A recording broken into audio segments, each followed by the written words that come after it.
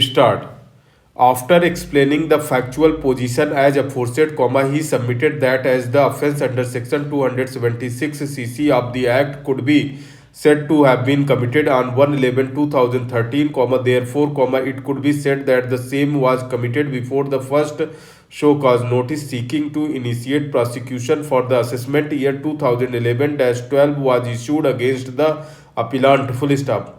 Thus, even for the assessment year 2013-14, the offence committed by the accused under section 276 cc would come within the scope of the expression first offence as it is defined in the 2014 guidelines. Full stop. In such circumstances referred to above, the counsel prayed that there being merit in his appeal, the impugned order passed by the High Court be set aside and the respondent authorities be directed to accept the compounding application moved by the appellant. Full stop. The learned counsel appearing for the revenue, submitted that the offence under a particular provision of the act, for a specific assessment year, can only be committed once for that assessment year. Full stop.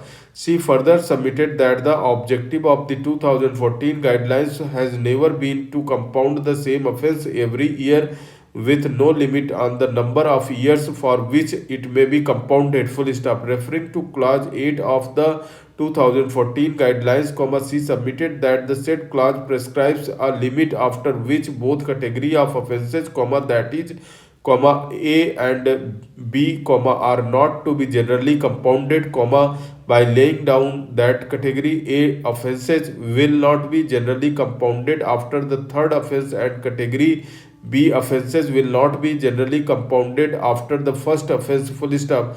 In response to the contention of the appellant that more than one offence under section 276 cc of the act can be compounded if all such offences were committed before the issuance of the first so cause notice for prosecution in relation to any of those offences, she submitted that if the aforesaid submission is accepted, then it would defeat the very intent and purpose of the 2014 guidelines, as the said guidelines are not meant to benefit habitual and repeat offenders intending to circumvent the provisions of the act. Full stop. She further submitted that the issuance of a so-called notice is not a prerequisite for recognizing a first offence under the 2014 guidelines. Full stop.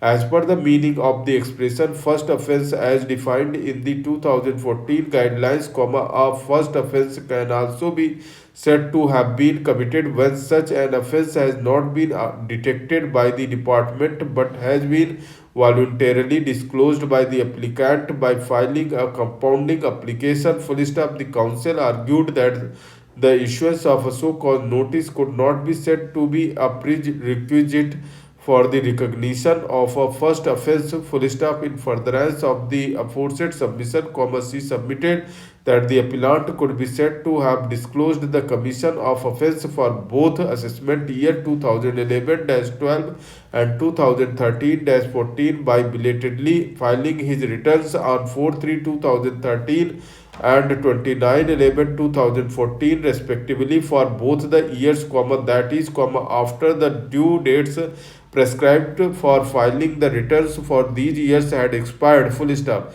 She submitted that it was only after such a late filing of returns by the appellant that the department became aware of both the offences and issued the respective so-called notices for the same. Full stop. Thus, merely because a so-called notice was not issued by the department due to non-detection that an offence under section 276 cc had been committed, the same cannot be construed as absolving the assessee from the fact that he had already committed an offence and disclosed the same by filing the return of income belatedly. Full stop.